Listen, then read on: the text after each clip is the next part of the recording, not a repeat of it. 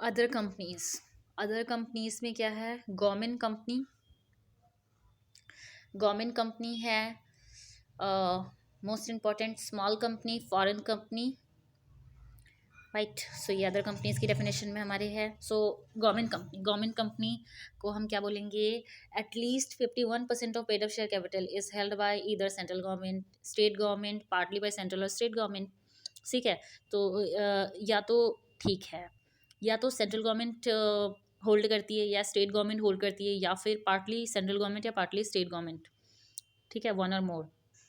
सो यहाँ पे एटलीस्ट 51%, याद रखना, मोर देन 50% मत बोल देना।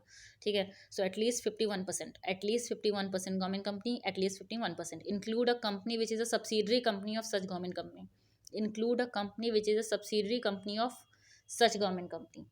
और कोई कंपनी है अगर सब्सिडरी है किसकी? गवर्नमेंट कंपनी की, तो वो भी गवर्नमेंट कंपनी कहलाएगी। उसका क्या स्टेटस है, हमें उससे लेना देना नहीं है। अगर आप सब्सिडरी हो गवर्नमेंट कंपनी की, तो आप भी गवर्नमेंट कंपनी हो। So include a company which is a subsidiary company of the government company. So यहाँ पे हो गया, गवर्नमेंट कंपनी हो गई हमारी। स्मॉल कंपनी क्या है? A private company paid up capital more not more than 50 lakhs और सच हायर अमाउंट एज में बी प्रिस्क्राइब्ड। देखो, अभी कुछ अमाउंट गवर्नमेंट ने प्रिस्क्राइब करके रखा हुआ है, हमें उस पर नहीं जाना। ठीक है। A private company, small company क्या बोलेंगे? स्मॉल कंपनी एक प्राइवेट कंपनी है। सबसे पहली बात, स्मॉल कंपनी एक प्राइवेट कंपनी है जिसमें paid up share capital not more than 50 lakh, मतलब 50 लाख तक अगर आपकी पेड अप शेयर कैपिटल है, 50 लाख तक है, तो आप प्राइवेट कंपनी की उसमें आ सकते हो। एंड याद रखना, 50 लाख तो पेड अप शेयर कैपिटल है। जो प्रिस्क्राइब्ड अमाउंट है, एज में prescribe which shall not be more than 10 crore. वो प्रिस्क्राइब भी हमें जाना ही नहीं है। सो प्रिस्क्राइब वैसे 10 करोड़ है, बता दूँ। Paid up capital not more than 50 lakh, turn over not more than 2 crore, और प्रिस्क्राइब कितना है? 10 करोड़। ठीक है। वहाँ पे ऊपर सॉरी, प्रिस्क्राइब है 100 करोड़। टर्न ओवर में प्रिस्क्राइब है 100 करोड़, और पेडअप कैपिटल में प्रिस्क्राइब है 10 करोड़। ठीक है। पेडअप में 10 करोड़ प्रिस्क्राइब्ड है, और टर्न ओवर में 100 करोड़, और फिलहाल लिमिट क्या है? 50 लाख और 2 करोड़। सो यहाँ पे क्या है? शुड नॉट बी सेक्शन, देखो, स्मॉल कंपनी कौन सी कंपनीज नहीं हो सकती? सेक्शन 8 कंपनी नहीं हो सकती। सेक्शन 8 कंपनी अगर आप हो तो आप स्मॉल कंपनी नहीं होगे। ठीक है। होल्डिंग और सब्सिडी कंपनी भी स्मॉल कंपनी नहीं हो सकती है, बिल्कुल भी नहीं। कंपनी चाहे आपका पेड अप शेयर कैपिटल कितना भी है, अगर आप होल्डिंग या सब्सिडी कंपनी हो ना, उससे हमें लेना देना नहीं है। आपकी paid up share capital prescribe उससे। आप अगर सेक्शन 8 कंपनी हो, होल्डिंग या सब्सिडी कंपनी हो, अ कंपनी और body corporate governed by any special act. ठीक है। अगर आप ये तीनों हो तो फिर चले जाओ। आप स्मॉल कंपनी बिल्कुल नहीं हो सकते, हमें नहीं लेना देना आपके पेड अप शेयर कैपिटल और टर्नओवर से, राइट। सो यहाँ पे आप स्मॉल कंपनी नहीं हो सकते अगर आप सेक्शन 8 कंपनी हो, होल्डिंग या सब्सिडी कंपनी हो, और कंपनी और body corporate governed by any special act. Foreign company any company और body corporate incorporated. Foreign company क्या है? कोई भी ऐसी बॉडी कॉर्पोरेट, कोई कंपनी या बॉडी कॉर्पोरेट। ठीक है। कोई कंपनी या body corporate which is incorporated outside India, जो इंडिया के बाहर इनकॉर्पोरेट हुई है, and has a place of business in India. जो प्लेस ऑफ बिजनेस वो इंडिया में कर रही है, वेदर बाय इटसेल्फ और थ्रू एन एजेंट के थ्रू। खुद से बिजनेस कर रही है, एजेंट के थ्रू बिजनेस कर रही है, फिजिकली और थ्रू इलेक्ट्रॉनिक मोड। ठीक है। Conduct any business activity in India in any other manner, किसी और मैनर में भी आप कर रहे हो, हमें उससे लेना देना नहीं है। आप फॉरेन कंपनी हो अगर आप बाहर इनकॉर्पोरेट हुए हो। ठीक है। आप फॉरेन कंपनी हो, any company incorporated, any company और body corporate incorporated outside India, जिसका प्लेस ऑफ जो बिजनेस इंडिया में कर रही है वो फॉरेन कंपनी है, इधर एजेंट के थ्रू, फिजिकली, इलेक्ट्रॉनिक मोड, किसी और मैनर में। और यहाँ पे हम क्या देखने वाले हैं? देख लेते हैं, formation of companies with charitable object. So ये सेक्शन 8 कंपनी है, इसको भी देख लेते हैं। Formed for the promotion of commerce, art, science.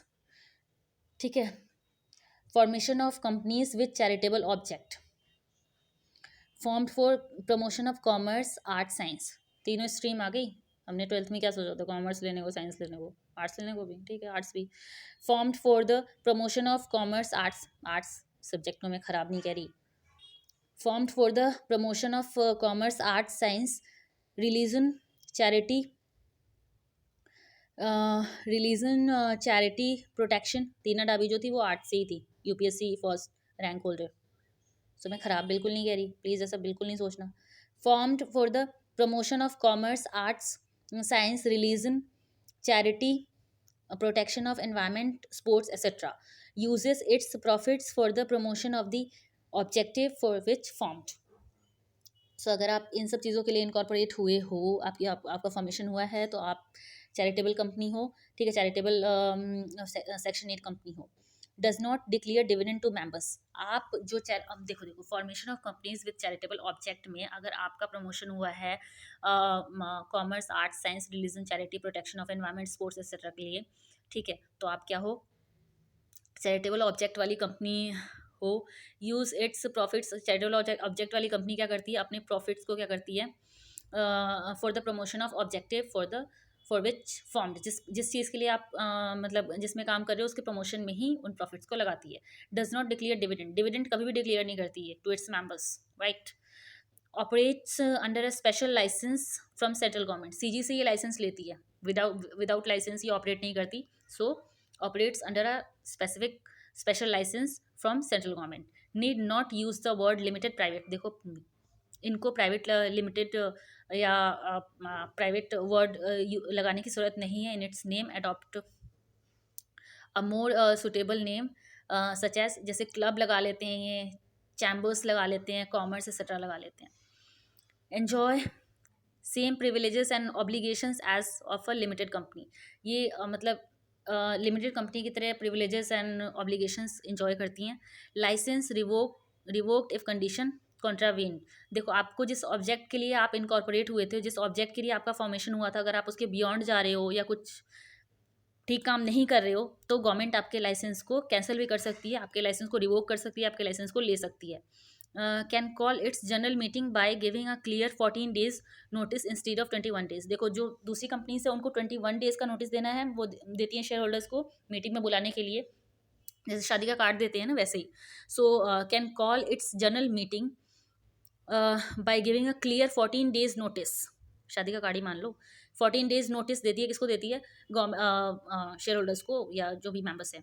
So can call its general meeting by giving a clear 14 days notice instead of 21, वैसे companies 21 days का देती है, but at least 21 days before the general meeting. But section 8 company को क्या मिला है, आप 14 days before भी दे सकते हो, आपको कोई दिक्कत नहीं है, ठीक है, आप दे सकते हो। हमने इसका मतलब ये नहीं है कि 14 डेज कम टाइम उनको दिया है, ठीक है, मतलब ज़्यादा गवर्नमेंट इसलिए बोलती है क्योंकि शेयर होल्डर्स को अगर पता रहेगा, मेंबर्स को पता रहेगा, तो वो फिर आ पाएंगे ना। आप अगर एक दिन पहले नोटिस दोगे तो कौन आएगा मीटिंग में फिर, तो इनको इसलिए 14 डेज भी दे सकती हैं अगर सेक्शन 8 कंपनी है तो। Requirement of minimum number of directors, independent directors etcetera does not apply, so minimum number of directors वगैरह इन पे अप्लाई नहीं होता कुछ भी। सो ये सेक्शन 8 कंपनी हम शॉर्ट में देख लेते हैं। सेक्शन 8 कंपनी क्या है, चैरिटेबल ऑब्जेक्ट्स, इनका ऑब्जेक्ट प्रमोशन के लिए, किस प्रमोशन के लिए बनी होती हैं, ये प्रमोशन करती हैं कॉमर्स, साइंस, आर्ट्स एक्सेट्रा के लिए, religion, charity, protection of environment, sports etcetera.